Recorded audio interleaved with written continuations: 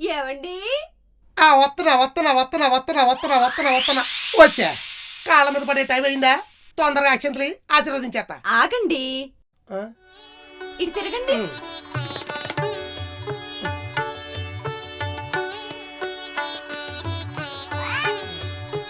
అక్షంతలా ఈయనకి తొందర ఎక్కువ. ఇదిగోండి. దాన్ని పెట్టుకో. కలకాలం ఇలాగే కాళ్ళ దగ్గర పడేడు. ఏంటి? అదే కలకాలం ఇలాగే పుణ్య స్త్రీలా ఉండు అంటున్నా. ఉంటా ఉంటా.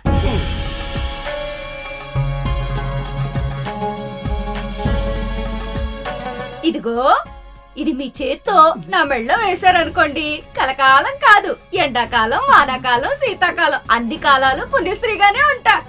ఇది బంగారులో ఉంది. ఇది ఎక్కడదే? అదేంటి అలా అడుగుతారు పుణ్యపురుష్? వరలక్ష్మి వ్రతం ఎలా చేస్తారో మీకు తెలుసు కదా.